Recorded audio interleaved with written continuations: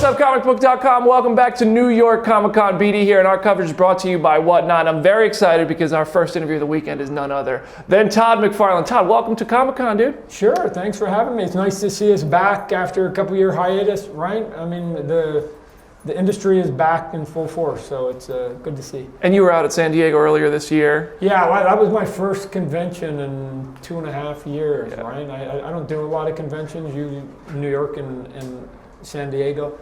So it was nice to sort of get back and, interact with the people and all the fans and everybody. Yeah, and everybody seems to, it's almost forgotten that 2 years went by, right? And we weren't hanging out with each other.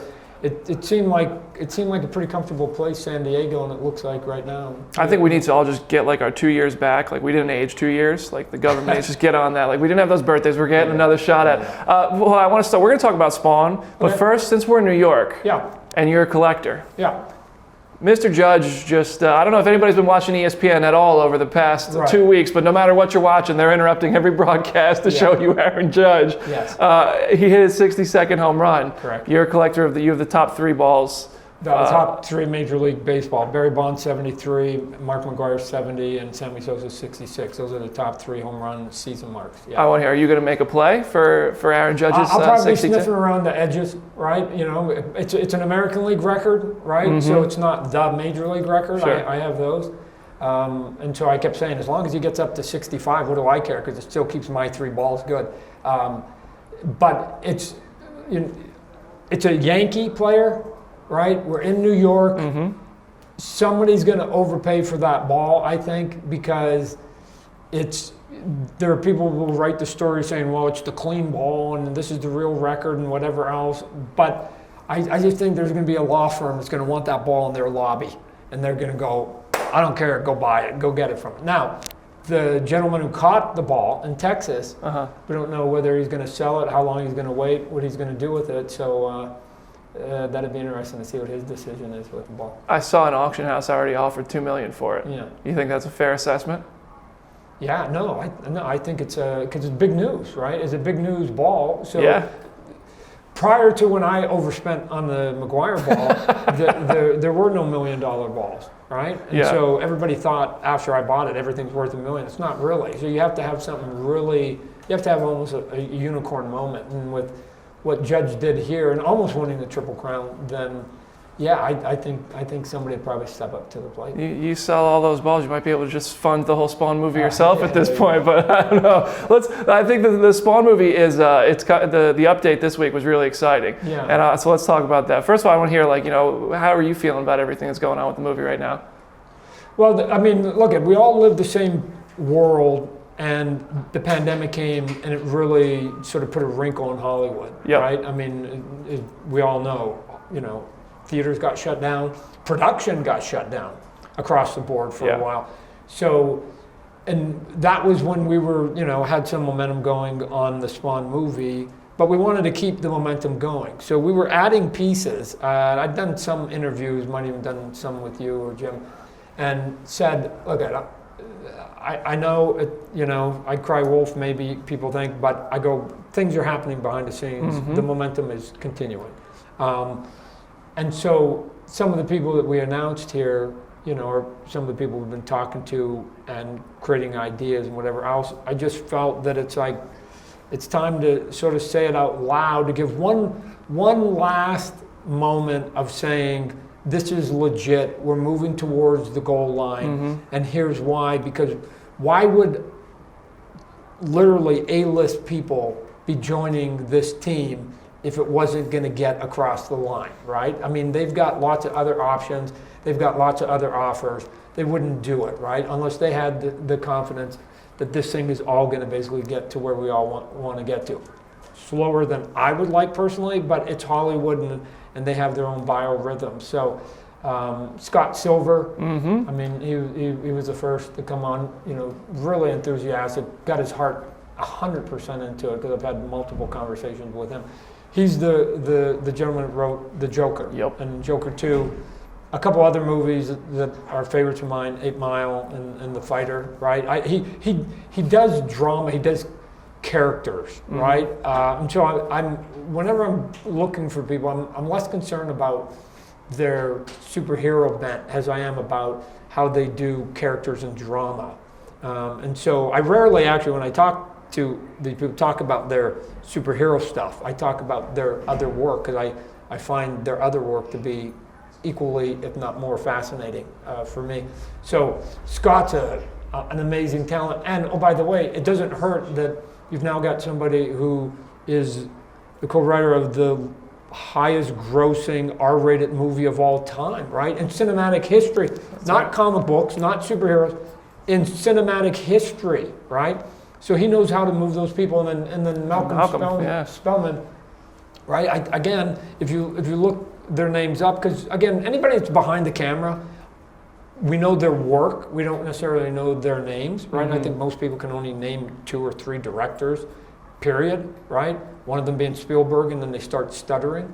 But Malcolm, who a lot of people know from, Falcon and the Winter Soldier, that was, a pretty big hit when the pandemic came on Disney Plus, but is now, writing, Captain America 4, right? So he's got his superhero comic book street cred, but he also, the stuff that is interesting to me are what he did with, like Bel Air that he created, and even like Empire, that he can write drama, and he sort of has lived in that space of this character, and then Matt Mixon, a young talent that's coming, right? That hopefully he becomes an A-lister someday too, but he's got a voice that he needs to bring to this that we thought would be valuable. I saw Jamie Foxx in an interview recently where he said he wants it to be like a Joker type movie, and I think at the time he said that did he already know that Scott Silver was involved?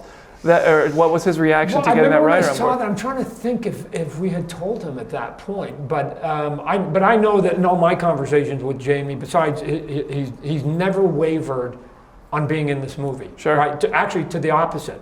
He leaves me messages all the time, like, "Hey T, let's get going, man. Come on, man. The moment's here. We got to strike. Let's go." I'm gonna have to ask him whether he knew, but we've been talking about this being a sophisticated movie, right? I mean, I've been up on stage going, "I'm going to write, produce, direct it, and here it is going to be," and so all of that, I've been pushing that on Jamie, and he's sort of in that world. The writers want to do something different. Let's leave it at that. Sure.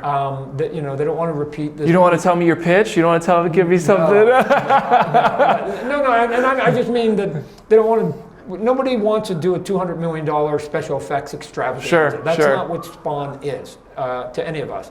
So we want to do something that obviously is entertaining, is visually interesting to look at, but hopefully sort of leaves you with something when you walk away, right? That you just go, "Wow, that was sort of a little bit deeper than I thought it was going to be." And we'll see. We'll see if we can. The goal is to start a franchise, right? Not a Spawn movie.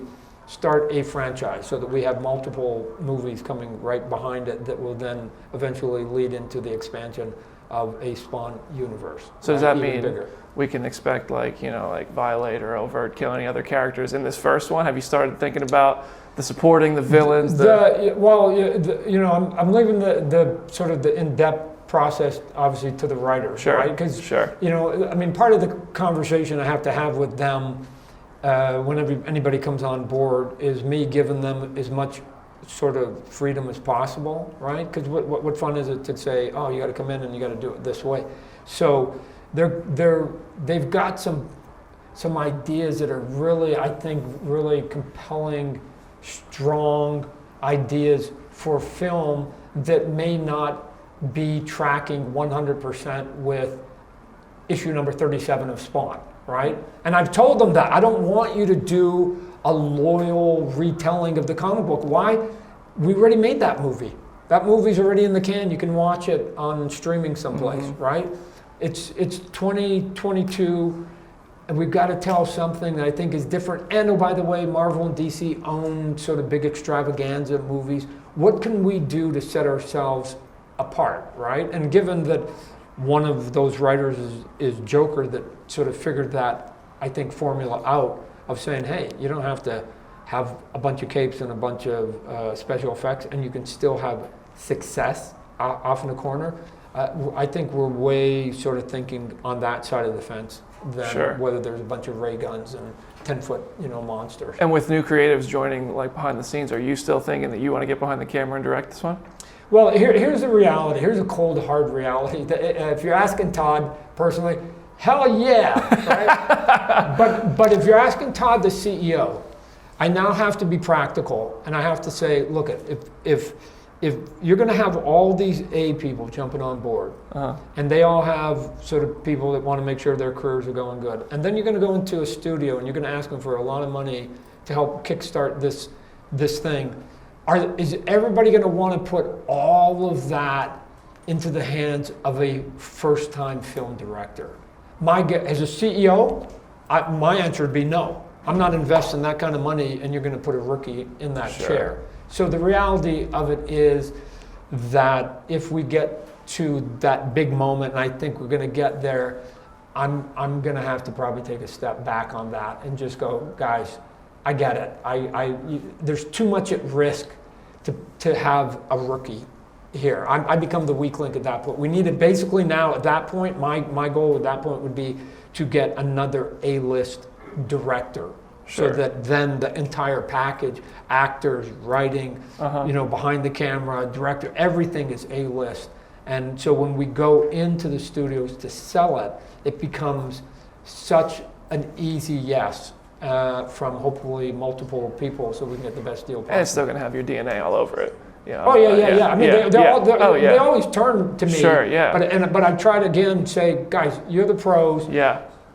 Ask me any questions you want. I'm going to give you my input. I'm never going to be shy in having an opinion, but it doesn't mean if we're going to create a team that there's any kind of dictator on this. I don't want to be that guy. That's a brave move. I respect that. To be like I said, also as a businessman, I understand when people are investing their careers and their money, they should have equal, if not more, influence in trying to make sure that they can keep that that lifestyle that they have, right? I love and that. Where their money. So the last thing I want to ask you, I mean, when we see Spawn, the way you're talking, it sounds like we're going to see like practical. Like, I mean, you're going to get Greg Nicotero out there. Like, how's this gonna? How have you thought about how you're going to design this? Are you going to get hands on? So Greg Nicotero, the I'm a big Nicotero fan. Behind The Walking Dead, and he actually was there on the first Spawn movie. Him and I did a lot of work when I was doing the script, so we created a lot of stuff. I've shown that to people, but without saying that you have to sort of use any of this. And I've shown a lot of artwork that's dark and mysterious and whatever else. We haven't got to locking a look yet because it's going to be dependent upon what is in that final script, how we want to get and manage that. But again, I keep hoping. Again, I'll keep voicing it that I think it needs to be serious and sophisticated, right? And it can't be silly. It can't feel comic bookish, right? It just needs to feel almost horror. There needs to be a tinge of like, Jesus, what the hell? Like I'm going to keep fighting for that. We'll see where we get. Looks like you're getting all the right pieces in place, man. Yeah. I love it, dude. Well, thank you so much for coming by. Sure. Great to talk to you. Yeah, no, thanks for letting me kickstart some of this convention here for you. That's right. Hopefully the rest of the show goes good for you. I hope so. I hope the same for you, everybody at home. Thank you for watching on Comicbook.com. Thanks for Whatnot for covering our presentation. And subscribe to the YouTube channel for more interviews from NYCC. See you there.